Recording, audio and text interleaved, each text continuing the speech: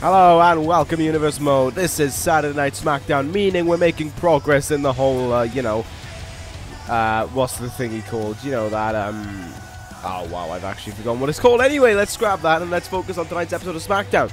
Here, live in East Lansing, Michigan. I hope it's Michigan. It might be Missouri. Don't kill me. Anyway, for some reason, Smackdown has decided to go all out on its show here tonight and put together 5 incredible sounding matches, including this one. For the first time since WrestleMania, Brock Lesnar is in one-on-one action, and he will be fighting the runner-up to that little Intercontinental Championship mini-tournament in Cesaro. Lesnar, who will defend his championship against Finn Bálor in just over a week at Judgment Day, looks to sort out any problems, any niggles he may have, but the Swiss Superman is looking to try and see if he can get himself involved in the matchup that he came this close to winning the opportunity to.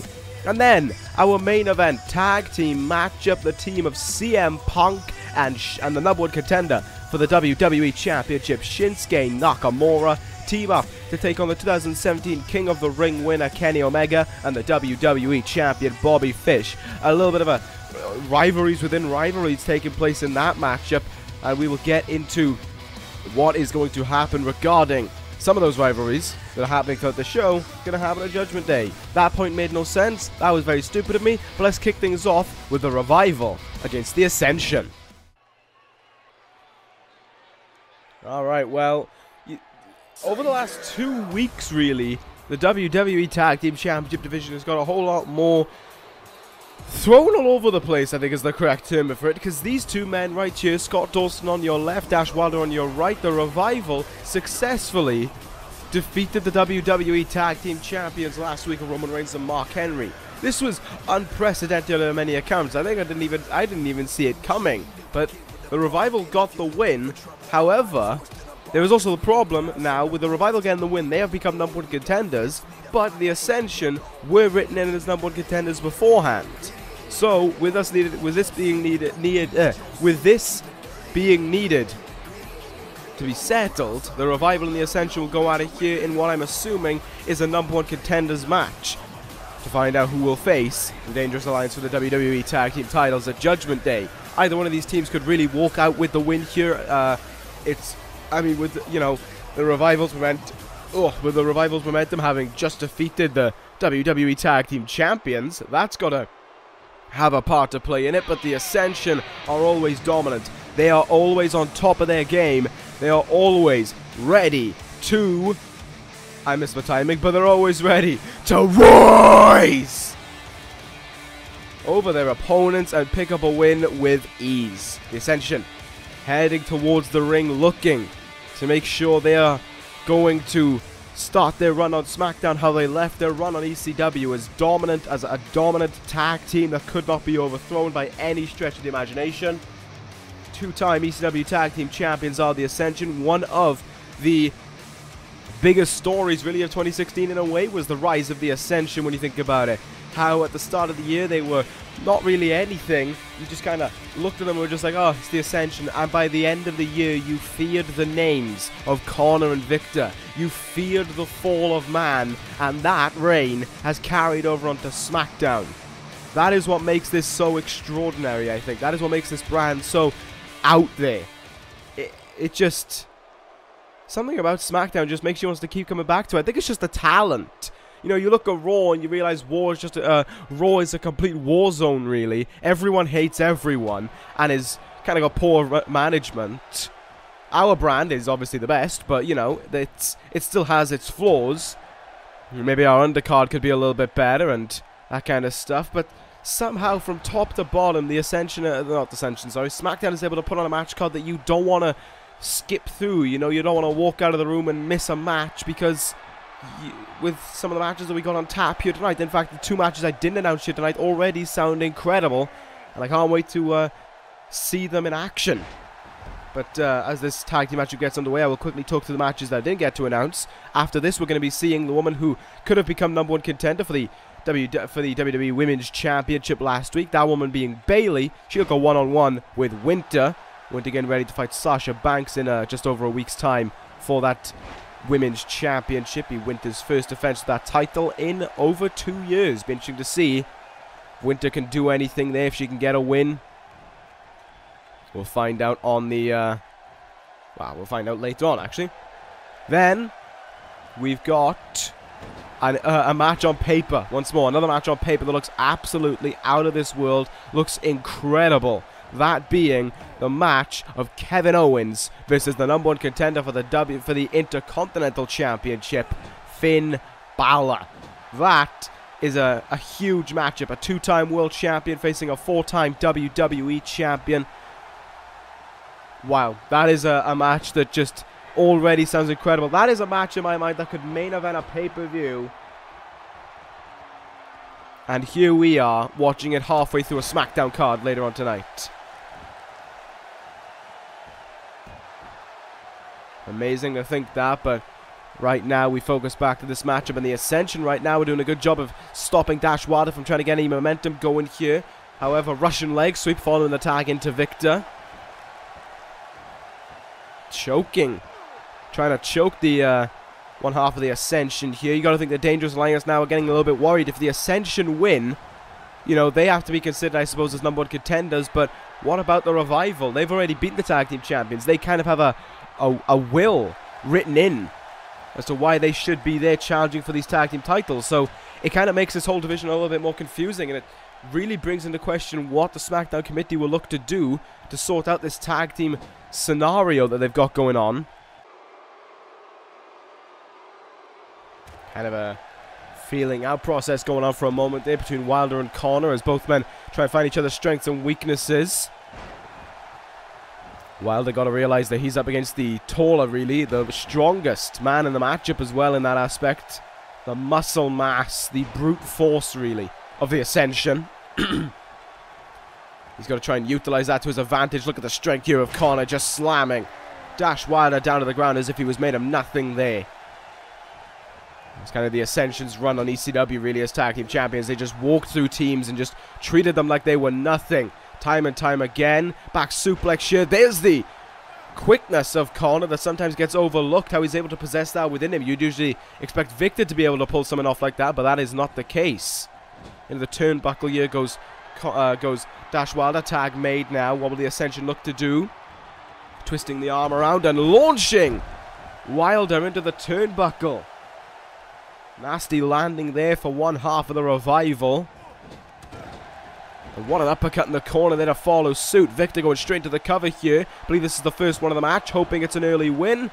And Dash Wilder has other things in mind.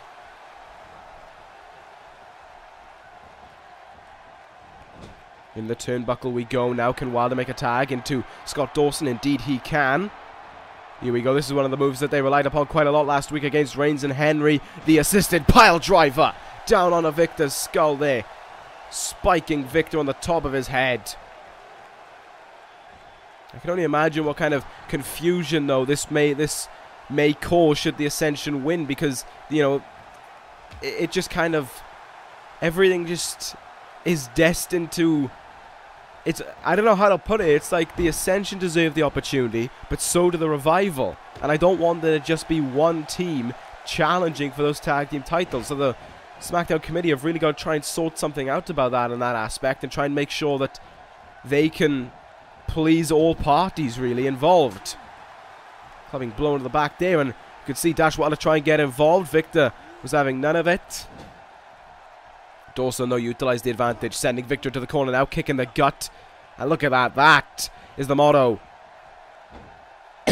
of the Revival, using everything to their advantage right there. And the tag made now. In comes Wilder, the Ascension. A little bit of trouble right now. Cover here by Wilder on Victor, hoping for a win of his own, and that's only a 1 count. That win there, I think, would have solidified the Revival as #1 contenders. But it is not to be. Irish whip here, and Wilder goes over the top rope. Uh-oh. This isn't looking good for either party here. Especially Dash Wilder. Back suplex onto the apron. Right onto that, potentially right onto that little LED board right there. A Minitron. Both men up to their feet, though, back in the ring. Somehow Dash Wilder was able to reclaim some dominance, but only temporary as Victor has other things in mind. Victor now sends Wilder into the turnbuckle. Tag made here. May we see it? We will see it. We are going to see it. The Ascension warming up ahead of it. Dash Wilder in trouble. Fall of man by the Ascension. The Ascension strike, and down goes Dawson. Cover on Wilder for a win and to really mix up the tag team scenario, and it does do it. Connor and Victor victorious in a dominant fashion we're used to seeing from the Ascension, and now it really begs the question, what is next for this division? We got the Revival, who we thought were the #1 contenders after defeating the tag team champions last week, but that wasn't the case. And now the Ascension picking up a win here tonight. This blows the door open really for anyone to potentially try and step into the fray. Who knows what the Smackdown committee are going to have to do here. They're in a real tough predicament, and they've got to try and sort this scenario out. Who knows, we may see our first ever tag team multi-man match. Anything could happen right now, and yeah, with the situation being like it is, I would not be against seeing a kind of multi-man match. Who knows? We'll see what the Smackdown committee can come up with next week, but we're going to move on now to our next contest. It's Bayley versus Winter. Well, this was the match that could have been a Judgment Day. Bayley in her hometown had the opportunity to really look to try and be the first woman to challenge for Winter's WWE Women's Championship, but she just fell short, and you got to think that is devastated. But oh dear. Okay, well, here comes Winter, the Women's Champion, not interested in any of Bayley's theatrics, not interested in any kind of waving tube men. She is just interested in punishing the woman who could have been the #1 contender to her title. Bayley got to try and retaliate here, and she's doing so with these strikes right now. Going at Winter on the stage here. The Women's Champion looking like she wants to get right down to business. Throwing Bayley towards the ring and catching her with a kick there that looked more in the jaw than what it did in the chest.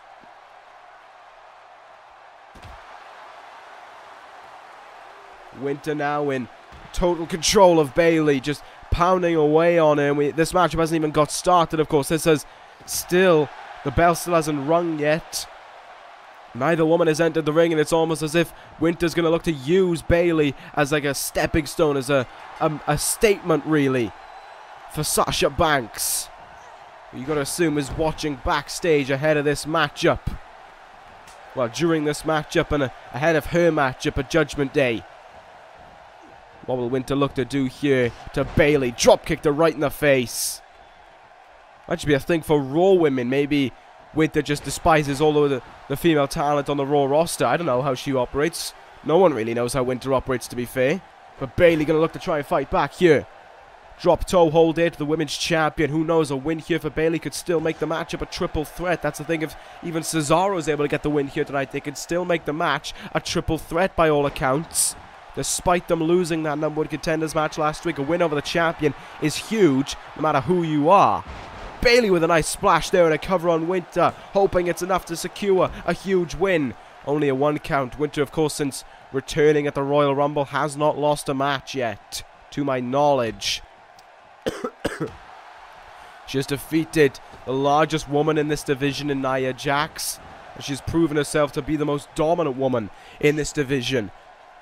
There were people thinking that maybe the match between her and Becky Lynch at WrestleMania would be split down the middle, but Winter thought otherwise. Winter proved that there is no stopping the wrath that she can bring to any opponent. And she did so firmly at WrestleMania when she defeated Becky Lynch and brought that title to SmackDown. But Bayley brought herself, of course, to SmackDown, having lost to, I believe it was Sasha Banks, actually. Maybe, yeah, I think it was Sasha Banks. She lost that matchup. She brought herself over to this brand, and she was drafted over to this brand, and now Bayley looking to try and make another impact here. Up high, Bayley goes, paying homage to the Macho Man, but she misses the elbow. Completely whiffs on it, and now Winter may look for something. Oh, here we go. Winter with the drive-by kick into Bayley's face. That usually a precursor to another move that could be on its way. Bayley crawling, trying to just get any opportunity she can to maneuver about, and all of a sudden she's got herself right back in it. Double underhook suplex there with a bridge. Wasn't a strong bridge though, and Bayley and Winter was able to power out of Bayley's attempted pinfall at a 1 count.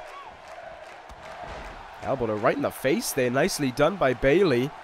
She looks to continue. Oh, no, never mind. I was going to say she looks to try and continue this surge of momentum she's found, but she's brought back down. Bayley retreating to the outside temporarily. Oh! Baseball slide by Bayley. And now, with Winter on the outside, Bayley going to take flight here. This will be huge if she can nail it. Oh, a spinning elbow drop into the face of the women's champion. Bayley returns him into the ring. What will she look for now? How has Bayley got this within her? Oh, Winter, though, able to stop it. Able to bring it back into her terms. And attacking the arm. Trying to take away the Bayley to belly from the leader of the Hugger Nation. Look at these. Look at those quick strikes there by Bayley. And Winter just stops her right in her tracks once again there. Clamping down on the arm in order to make sure that she could not get anything going. Winter knows exactly what she's doing. She's so tactical. She's so forward thinking within that ring. But Bayley is denying her the opportunities to prove total dominance as she has done over so many other opponents in the past. Bayley, though, once again caught in trouble. Drive-by kick again into the skull. Bayley, as dazed as she probably is right now, is still standing on her feet. This just shows the toughness that Bayley brings to the table, the heart that she has within her. Look at the reversals between both women here, and Bayley with the Bayley to belly to Winter. This could be huge. No.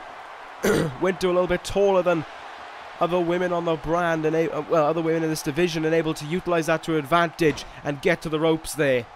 I actually thought that would have been a firm 3. That could have been a pinfall. I didn't really think Winter's legs were in the ropes, but the referee says otherwise. And we've got to respect the referee's decision, I suppose.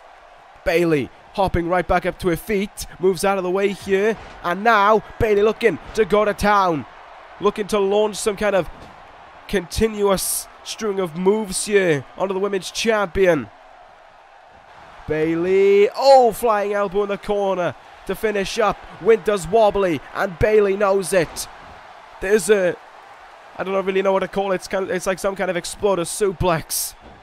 But Winter denies it right away, stopping her in her tracks. And now look at this by Winter, stretching Bayley out and then slamming her down onto her body.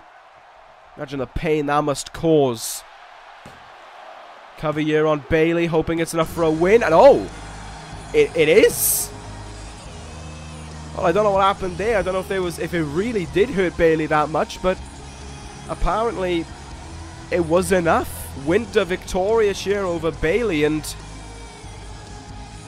once more Bayley squandered a glorious opportunity. She was truly just exploding with momentum there, ready to get back into this, ready to finish the match off, and then Winter just with that one move ends it in the click of a finger. I don't know what happened with Bayley there. Maybe she did get taken for it. Maybe she did get a real knock from that move, but that was odd. That was very odd to say the least. And well, Winter victorious. Cheers. She looks to build momentum here, but she did look a little bit shaky. However, I think that was just the versatility and the heart of Bayley looking to try and get a huge win here. We'll see what Sasha Banks will be able to do next week. But these two women looking to clash at Judgment Day. I think it has a real potentiality of going either way in this one. Maybe so, or maybe it might just be like WrestleMania again, and Winter will dominate the match. Anyway, we're going to move on to another contest here. Could be match of the night potential. It's Kevin Owens versus Finn Bálor. Alright, moving on to what is looking to be an incredible matchup on paper. Kevin Owens and Finn Bálor. The idea that we've got these two men going at it, like I said before, the idea that these two men are going at it halfway through a Smackdown card is outstanding to witness. It is almost out of this world to lay eyes on. But it is what we are going to have right now, and we are pretty much graced to be seeing a match like this. The four-time WWE Champion Kevin Owens heads towards the ring. No man, of course, has ever held a championship 4 times within this universe, but Kevin Owens, the first and only man to have such an honor of have such a right of doing just that. He will be facing the current #1 contender for the Intercontinental Championship and 2-time World Heavyweight Champion, Finn Bálor. Kevin Owens, of course, recently been focusing on his new faction, his new group, the group that he labels as the future of Smackdown, Future Shock. It's the literal name for them, so there we go. But Ibushi and Ricochet have hit a bit of a snag in the road recently in the way that they have met an old rival of Kevin Owens. That man being Kenny Omega. Oh, that man being Kenny Omega. A man we'll be seeing in the main event later on tonight, and a man who has got himself in some very interesting business. However, as it currently stands, Kevin Owens still looks for more opportunities for Future Shock, where he believes there's still chance for them to really succeed and prove their value. Of course, while we saw with Ricochet as well, he was the runner-up in the Cruiserweight Classic. The winner of that, of course, the current Cruiserweight Champion, Suicide. But here comes the #1 contender to the ring. Finn Bálor's been lasting in this mini tournament we've been having on Smackdown over the last few weeks. We saw it with the Fatal 4-Way. Finn Bálor was able to survive a Fatal 4-Way, a Triple Threat, and last week defeating Cesaro one-on-one at the start of Smackdown to enable himself to become the #1 contender for the Intercontinental Championship. However, even after his victory, for the first time since WrestleMania, we laid eyes on the Beast, Brock Lesnar, who made his presence felt when he attacked Finn Bálor, laying him out with an F5. Clearly a Judgment Day. It is going to be the Beast against the Demon, and Brock Lesnar is aware of that occurring. He is aware that that is going to be the outcome, and he is going to look to do whatever it takes in order at at Judgment Day to hold on to that Intercontinental Championship and to stop Finn Bálor from taking it away from him. However, since arriving on Smackdown, really, momentum has been key with Bálor. He's been involved in 3 matches now and has had the pinfall in 2 of them. And when he didn't get the pinfall in was that Fatal 4-Way, but then again, in that matchup, it looked like he could have had the opportunity to win it at any point. It was just the fact that Damien Sandow took the pinfall away from Finn Bálor before Finn Bálor had the opportunity to do that. A win here tonight, though, could mean that a former Intercontinental Champion might get himself involved in this matchup. That might be Kevin Owens on the outside. Owens, the second longest reigning Intercontinental Champion of all time. Not too sure if that record still stands. Brock may have overtaken him by now. I'll have to check with our very out-of-date ProJaked Wiki. Wow, I talked over that so fast, like I didn't want you to know it existed. Alright, well. Owens and Bálor to lock horns here. It's obviously not going to be a match where we're going to be seeing a lot of... I don't know, we're not going to be seeing a lot of disgusting style of wrestling. We're going to be seeing clean wrestling, back and forth, respectful wrestling. Both these men, beloved by the crowd, have given so much to the fans. Of course, it was not that long ago as well that Finn Bálor was actually despised by the fans as the Demon. But now, fresh beginnings on Smackdown has resorted that all out. And the crowd once again siding behind the Demon King, the leader of the Bálor Club.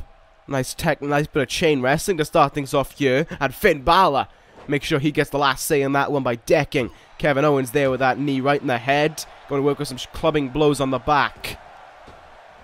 I think the idea might be for Finn Bálor is that he knows the quicker he gets done with this matchup, the quicker he can go back to focusing on what he's got to do to defeat Brock Lesnar at Judgment Day. You know, Finn Bálor has defeated a lot of people. He's defeated 1/2 of the WWE Tag Team Champions. He's defeated both the Tag Team Champions, actually. But, you know, he defeated Mark Henry to win that WWE Championship at a time when it seemed no one could beat Mark Henry. Finn Bálor has defeated the likes of Sting. On top of that, there is so much that Finn Bálor has done within this universe, but still the Beast stands in his way.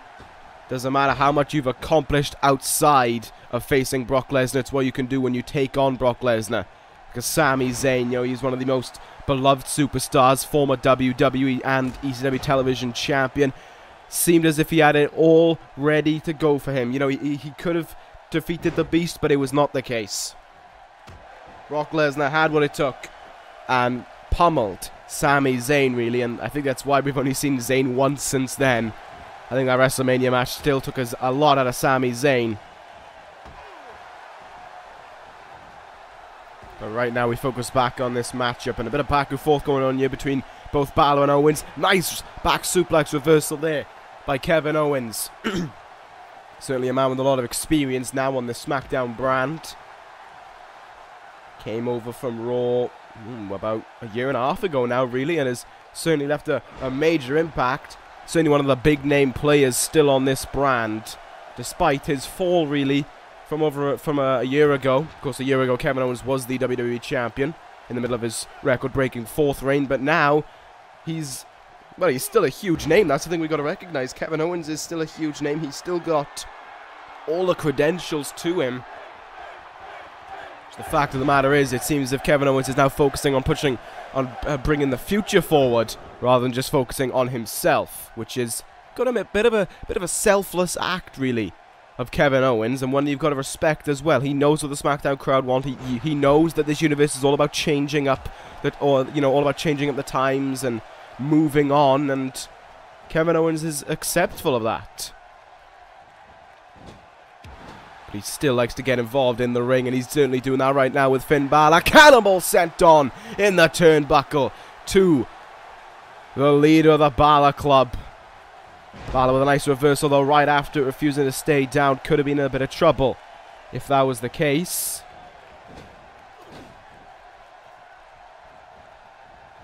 Owens sends him over, and this is not where he wants to be at all. Oh, planted with that DDT there, right on the head. Bálor rolls outside of the ring, though, a little bit, catches breath, pun intended. There's a sling blade, though. Didn't expect to go outside, but this is what has happened, apparently.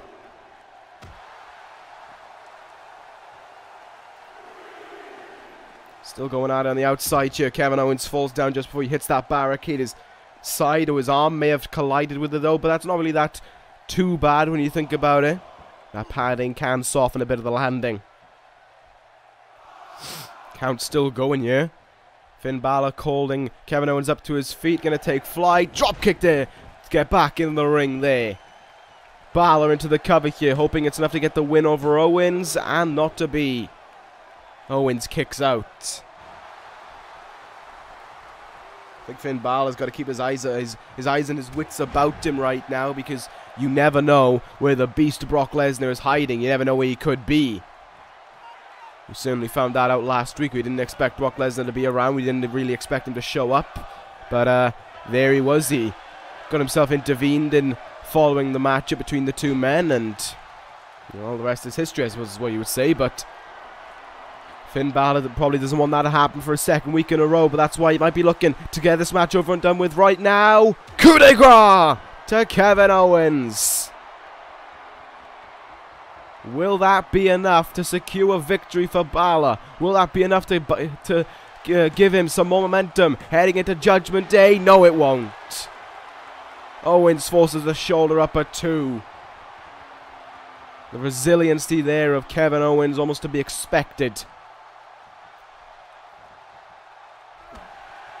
Bálor, though, right back on the offense. Not getting impatient, not getting annoyed. Well, maybe so. I mean, he just kind of really whiffed that one. Stupid idea, to be fair, by Finn Bálor there. Caught Kevin Owens with a nice forearm. Has him up on his shoulders now. Fireman's carry, Bayley. Kevin Owens has desperately got to try and get back into this right now. He may be in trouble if he can't get a big move to change the tide in a few moments. There we go, Owens weathering the storm. They're fighting through that. Kevin Owens, here we go, loading it up now. Oh, the Owens breaker. But Bálor hops right back up to his feet. Kevin Owens taking a breather and saying he doesn't want any of that right now. Not going to allow Finn Bálor to get himself back in this matchup. Knee right in the face there by Owens. Super kick. Bálor manages to get out of the way. And now, here goes Bálor.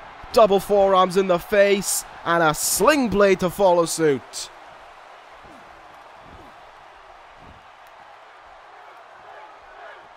Bálor pacing himself around the ring, thinking about what to do next. Thinking whatever he can manage to muster up in that mind of his, and Kevin Owens not a fan of it, actually. Owens reverses it. Has him up on his shoulders. Samoan drop. Owens now prepped in position, looking to strike. Pop a powerbomb maybe. Yes it is, and he nails it on Bálor. Cover on Bálor for the win. There's only a 1 count. Good God. I think the battles that Finn Bálor's been through in the past, helping him out there to get such an early kick out. And now Bálor up to his feet, but Owens denying it. Kevin Owens wants to be in control, but Finn Bálor denying it as well. Reversals now by both men, almost at a stalemate. What a headbutt that was. And KO goes to the outside here. Finn Bálor now on the apron. Oh! Leapt just a little too late there. Kevin Owens able to just use common sense, really just move out of the way ever so slightly and escape a nasty impact from Finn Bálor. Not going into the table, but we're going back into the ring here. Finn Bálor pushing Owens. Back in the middle of the ring. What will Bálor look for now? He's going to look for it again. Here we go. In the corner. Finn Bálor loaded up and ready to strike Owens day. Shotgun drop kick by Finn Bálor, who looks to go to the top now. Looks to go up high once more. Finn Bálor leaps through. Coup de grace! Could that be the fate of Brock Lesnar at Judgment Day? Will Bálor keep Owens down this time? There's 1. There's 2. There's 3. Finn Bálor gets the win over Kevin Owens in a pretty intense back and forth matchup, has to be said. Very strong. That's all I can really say. It was a very strong matchup, very interesting to watch, and there you have it. Finn Bálor, your winner, and it doesn't seem to be any involvement right now of the Beast. Maybe Brock Lesnar getting himself in his mindset ahead of his matchup with Cesaro coming up just after this, but there is another win for Bálor, continuing to show how the Demon King could have the potentiality to walk out of Judgment Day with that Intercontinental Championship. You would say it was possible against the majority of other opponents, but we have to remember, this is Brock Lesnar. This is the Beast. It is not as simple as you would think by any stretch of the imagination. So now we move on to our next contest. The Swiss Superman Cesaro, the runner-up in that tournament, still gets his opportunity to face Brock Lesnar. In Brock Lesnar's first matchup since WrestleMania, Cesaro certainly looking to try and get that victory, looking to try and get... If he could beat the Beast, that would be phenomenal. I don't even know the last time Brock Lesnar lost a matchup thinking about it, so that's how big of a win it would be for Cesaro. You've got to look at it in this aspect as well, going away from the matchup for a second. Look at how SmackDown's been able to incorporate their draft picks. You know, they won huge in the draft and they're utilizing them all to their advantage so far. Every single match here tonight, and in fact every match tonight, has one person, at least one person, coming through from the draft. In this matchup, we saw it in the opener with the Ascension, we saw it with Bayley, Finn Bálor, Cesaro, and Nakamura in the main event. Certainly, SmackDown playing to their strengths. But here comes one of their biggest strengths they've ever had. The Intercontinental Champion, the Beast incarnate, Brock Lesnar, returns to SmackDown. Last time we saw Brock, well, it was last week, really. But before that, would have been WrestleMania in that 5-star matchup with Sami Zayn. A true brawl where both men left the ring bloodied, just dripping blood down to their chest. But it was Brock Lesnar's third F5 that finished off the matchup. They retained that Intercontinental Championship for him. And now, Brock Lesnar has to face the Demon King, rather, at Judgment Day. That is really a matchup that if Finn Bálor was his normal old self, if he was just the leader of the Bálor Club as we saw here tonight, Brock could beat him. But when the Demon comes out to play, it's a whole different ball game. It is a scary time, is the best way to put it, when the Demon comes out to play. So really anything could happen in that matchup. When that demon comes out, we know we're going to see the demon at Judgment Day. When it's a big matchup, when it's a huge scenario, Finn Bálor relies upon that demon. He calls to his inside. And the demon is always there and always waiting to just pounce at the opportunity to go after someone. Alright, here we go. We're underway. And right off the start, Brock Lesnar with a Kimura lock onto Cesaro. Trying to rip the arm out of Cesaro, or perhaps trying to take away that devastating uppercut strength that Cesaro relies upon throughout the match. Be interesting to see if there's any ring rust in Brock Lesnar. And I mean, Cesaro, if you've got ring rust, Cesaro is not really the opponent you want to face. Pound for pound, one of the toughest men there is in this universe. He's going to show why throughout this entire matchup. Brock Lesnar, though, just manhandling Cesaro there with that fall-away slam, treating him as if he was nothing. We return to the ring here. A bit of back and forth between both men. Kicked him right in the back of the leg there, trying to take away the, almost like the tree stumps that Brock Lesnar has for legs. And oh, look at how easily he muscled out of that. His legs were locked in place, his arms were locked in place there, cross-armed. And Brock Lesnar just launched Cesaro over his head as if he was nothing. Double knees in the head now by the Swiss Superman, and really mistimed that uppercut there, or maybe he hit Brock and Brock just didn't even feel it.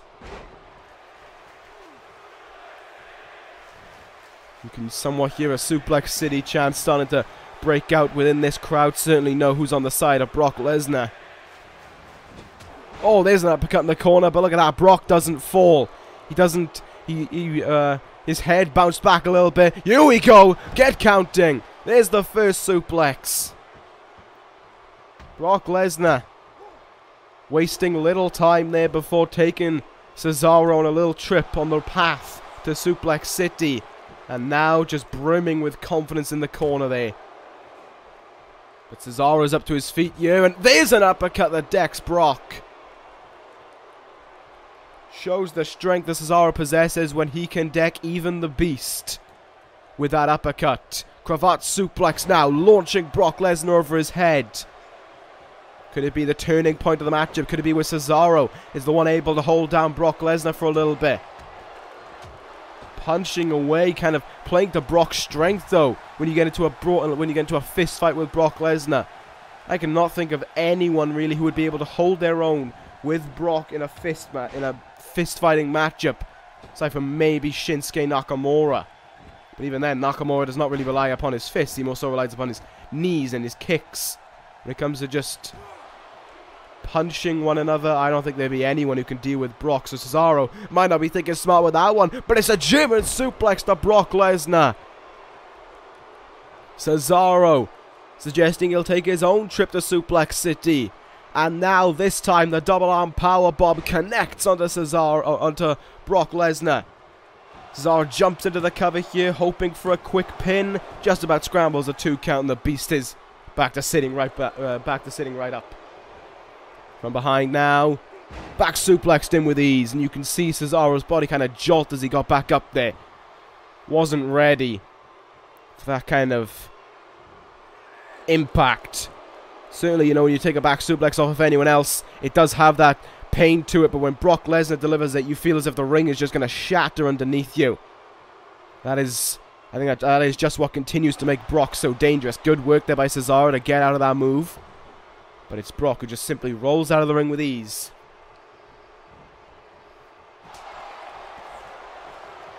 In the ring now.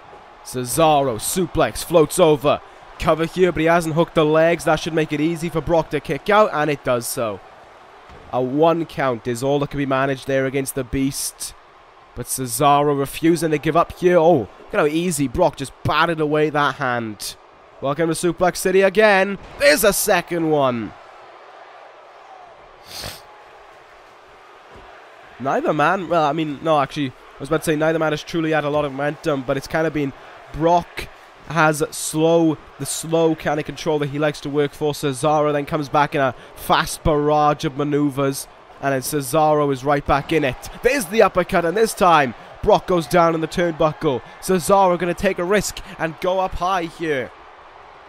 Cesaro, what an elbow drop that was. Great elevation before coming down onto the Beast. Will Cesaro, oh my god, we haven't seen this in ages. We're about to go swinging. Cesaro swinging Brock Lesnar around in his arms. That is pound for pound strength. That is absolutely incredible by Cesaro. To do something like that with no aid, no support, just swinging Brock Lesnar around in his arms. But you can see how much it took out of Cesaro. Bayley able there to get into the cover. And, yep, and he pays for it. Took too long in that aspect, and he only gets a 1 count out of it.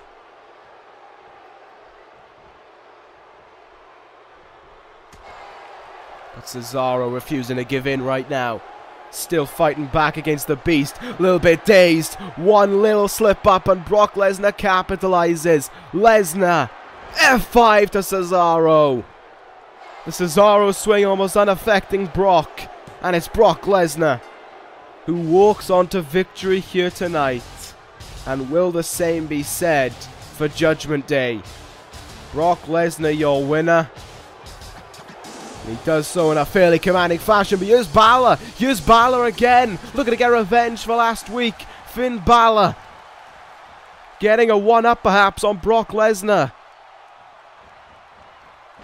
Bálor looking to try and just get whatever measure of revenge he can against Brock Lesnar for the attack done on him last week. But Brock's fighting back right away. Brock is right back into it. And look at Bálor just fly right over the head of the Intercontinental Champion. Lesnar now looking for something, but Finn Bálor denies it.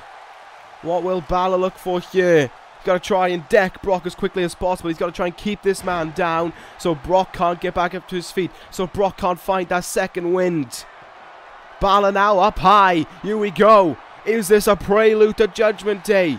Is this a spoiler for the matchup? Coup de grace by Bálor. Will the Demon King strike that onto Brock Lesnar, and by the end of the night, clutch the Intercontinental Championship in his hands? We'll find out. We will find out at Judgment Day what is going to happen when the Beast and the Demon meet. Tonight, the Beast has been wounded. The Beast has been struck.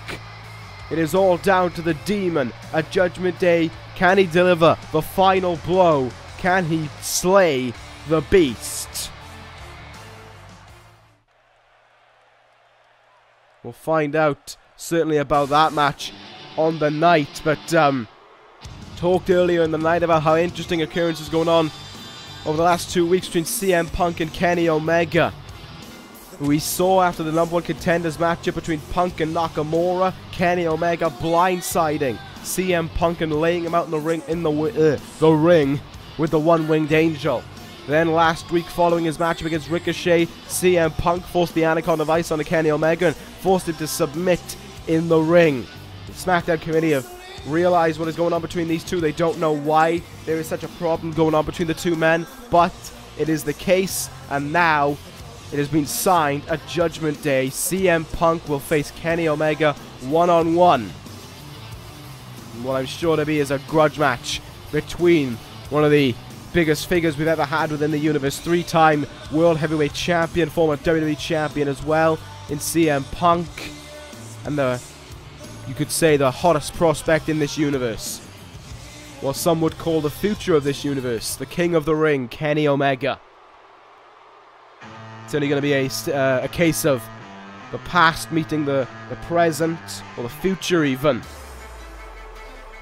That is going to be one hell of a matchup at Judgment Day, but here comes one half of the WWE Championship matchup on the same night. However, that match is not like the majority of other matches we've seen. That match is not going to be your simple, basic one-on-one matchup, one fall to a finish. As we saw last week, it was decided that at Judgment Day, Shinsuke Nakamura and Bobby Fish will meet, not in a regular one-on-one matchup, but rather in a 30-minute Iron Man match. That has all the potential it needs to be one of the greatest matches we've seen in the history of this universe. Nakamura and Fish. No outside interference. No Paul Heyman. No Dangerous Alliance. No assistance for Nakamura either. It will just be two of the greatest technical wrestlers on the planet today, locking horns for 30 minutes. Whoever has the most falls by the end of the match, by the end of the 30 minutes, will be WWE Champion.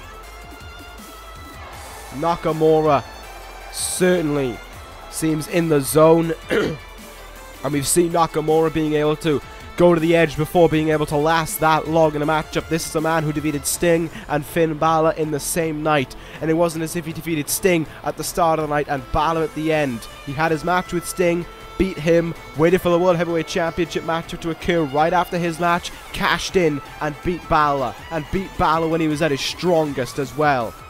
Beat the demon Finn Bálor. So there's the team of Punk and Nakamura, almost a dream team to witness in the ring right there. Here comes the king of the ring. A man who his fans have been proclaiming deserves an opportunity to really prove himself. People have been saying deserves a championship opportunity. Well, Kenny Omega, with a matchup against CM Punk, that's almost like a championship opportunity. You got to think about how much CM Punk means not only to the Smackdown brand, but to this universe as a whole. Kenny Omega gets an opportunity to meet CM Punk at Judgment Day.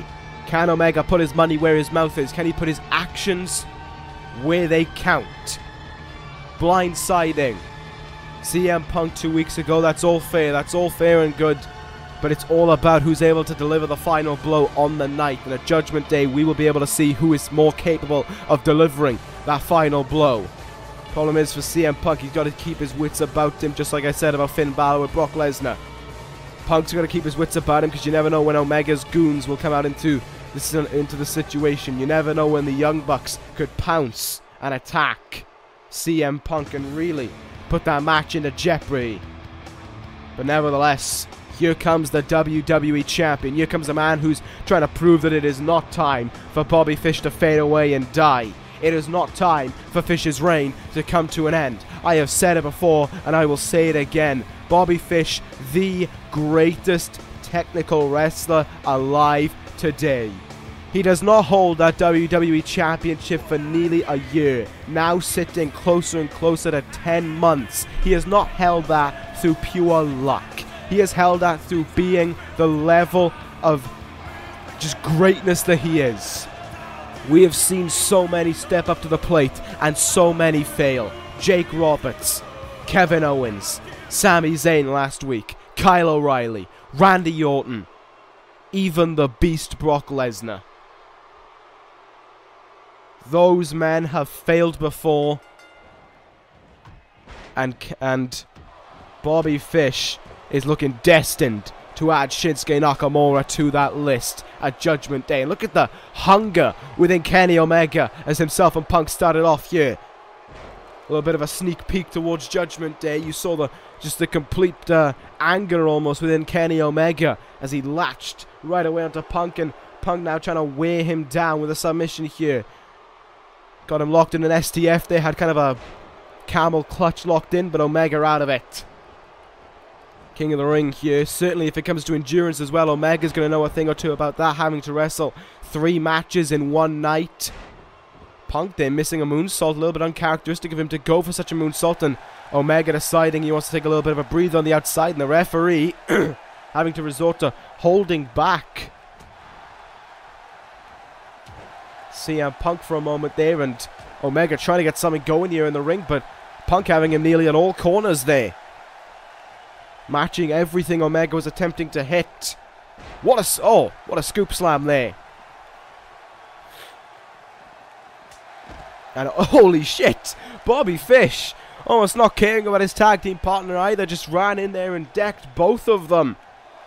Omega and Punk sent down to the mat, well, sent down to the flooring on the outside there by one simple move. Fish certainly proving that he's almost been working on his strength game ahead of Judgment Day, and I assume, well, Fish certainly knows how to work on his cardio as well within that game, his conditioning heading into that matchup. I mean, we just got to look at it. Bobby Fish has defended 2 titles in one night before. He knows how to do it. He knows what he is capable of, and he's also held that WWE Championship for 10 months. You don't hold it for that long if you're not incredibly resilient and able to fight almost week in and week out. However, of course, Fish has snagged a little bit of difficulties over these last few weeks. In his last 3 matches, he's only won 1 of them. And those 2 losses that he's suffered have been to the 2 men he faces here tonight. Nakamura pinned him first. Punk pinned him 3 weeks ago. But now here tonight, Fish looks to get a win over both of them in a tag team situation. Kenny Omega, though, being kept in the ring now at all accords by Punk. If this is a a sneak peek to what we could witness at Judgment Day, it looks as if CM Punk may be walking all over Kenny Omega. Punk, though, taking a breather out of the match now and tagging in the number 1 contender for the WWE Championship, Nakamura in. Quick cover here onto Omega, forcing his way out at 1 here. I'm going to see Fish kind of yelling instructions at Kenny Omega, and Omega still just down on the ground right now. The King of the Ring not looking as strong as you would expect out of him. Seems to be struggling a little bit here. Nakamura now, elbow drop into the back of Omega. You can see Fish just eyeing up Nakamura right now, getting a front row experience to how Nakamura likes to wrestle. But we've said this before, it's all well and good studying how Nakamura chooses to fight, but you have to remember, on the night, Nakamura can mix up his style however he wants to. We've seen matches where he comes out and he goes a little bit slow and technical based, and then we've seen other matches where he just rushes out and just comes at you with his strong style offense. All those kicks that he's able to possess, all the forearm shots. However, there is always one fight where there's always one finishing move, always one devastating blow to end it off, and that is always the Kinshasa. Nakamura, though, looks like he's not relying on it right now, looking to roll up Omega. Only a 1 count, and you can see the frustration now in Fish. And now he's looking to just jump the gun. All 4 men in the ring right now. The 2 matches at Judgment Day that we will see occurring within this matchup. Got to see it firsthand there, and Fish refusing to let go of Nakamura, but Nakamura sidesteps Fish with ease. And the WWE Champion sent to the outside here. Nasty chop in the chest. You could hear it almost ring out throughout the entire arena. Nakamura now, landslide down onto the King of the Ring. What is happening? Like, generally, what is happening right now with Kenny Omega? He seems to be off his game.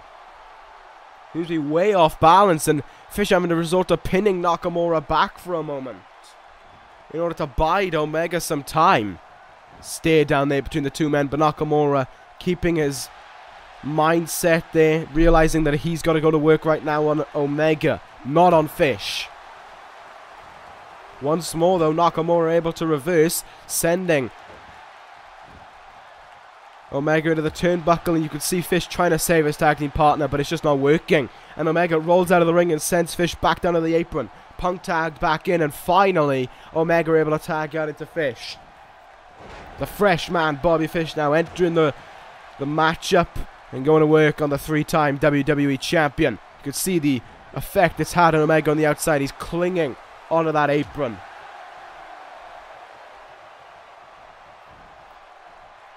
Bobby Fish now in a little bit of trouble. CM Punk decks him with that facebuster suplex. And he was only in it for a short amount of time. Now in comes Nakamura. Wow, that was something by Fish there. It was as if he was playing possum with Nakamura. Just lay down for a moment and all of a sudden catching him right in the head. Nakamura with a DDT there to Fish. And now hoping for something there, but Nakamura denied. Bobby Fish looking for something as well, but Nakamura denies him. Back and forth right now between the main event of Judgment Day. Bobby Fish looking for some kind of suplex, maybe a brain buster. Has him up, but Nakamura with a quick knee in the head, able to counter out of it, and it's a German suplex for Fish, who quickly resorts to rolling out of the ring, takes Punk with him, and floors Punk with an enziguri. before getting back in the ring. Bobby Fish loves to have absolutely anyone and everyone going after him. I mean, he's had it for 10 months, basically. Now up high, though. This could backfire. This could be bad for Fish. Nakamura has him. German suplex from the top. What an awful landing for the WWE Champion, but he's right back into it there. Uppercut to Nakamura, and now has him. Brainbuster, right onto the knee. Fish perhaps has a brain-dead Nakamura in his hands right now. No, perhaps not. Nakamura right back into it. But Fish, with a strong strike there, able to deck Nakamura. Unable to tag in Omega right now. And you've got to think how much of this is frustrating Fish. He'll basically kick this tag team partner there. Right in the side. And even when up against it, even when in the corner, look at how much Nakamura is able to fight back here. Still another big boot to the face of the WWE Champion. Nakamura has the leg hooked. Back suplex with a bridge here. Cover on Fish for 1, 2, and no. Fish kicks out, but he's still down. Nakamura might be signaling for the end here. Fish unable to move. It has been all Punk and Nakamura really throughout the majority of this matchup. And now he looks to deliver the final blow. Kinshasa! Will that be one of the final moves that wins Nakamura the WWE Championship? Because it's certainly the final move of the matchup here tonight. It's the one to end it. And will it be the one that gives Nakamura the fall that he needs to edge ahead, or the fall that he needs to show how dominant of a competitor he is? Right now, it seems as if the edge is to Nakamura and Punk heading into their matches. The durability of Nakamura there certainly went over the durability of Bobby Fish. Frequent tags between Punk and Nakamura were what brought them the victory. Whereas on the other side of the fence, complete calamity between Omega and Fish led to their defeat. Of course, there will not be anyone to rely upon at ringside during their matches. That's what makes it that bit more interesting. That is what makes that Iron Man matchup so interesting. And now we are just one Smackdown away from being able to witness that iconic matchup. So there we go. That is going to end this episode, Universe. Thank you guys for watching. Take care, guys. And ta-ra.